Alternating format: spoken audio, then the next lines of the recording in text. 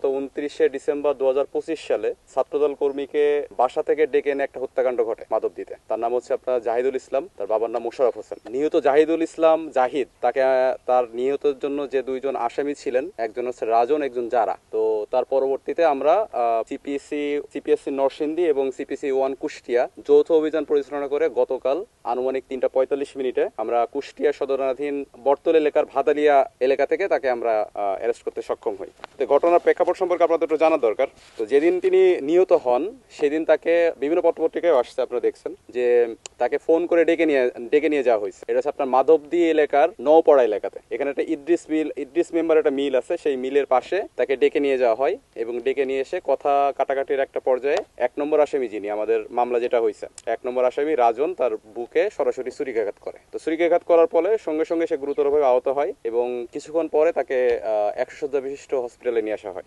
নরসিংদীতে তাকে নিয়ে আসা হয়। নিয়ে আসার পরে কর্তব্যরত যিনি ডাক্তার ছিলেন তিনি তাকে মৃত বলে ঘোষণা করেন। তো আমরা সিপিএসসি নরসিংদী অর্থাৎ র্যাব 11 এবং র্যাব 12 এর একটা অভিযাত্রিক দল সিপিসি 1 কুষ্টিয়া থেকে গতকালকে আমরা তাকে অ্যারেস্ট করতে সক্ষম হই। রাজন এবং যারা দুইজনই আপনার হচ্ছে মাধবদী থানাতে আছে।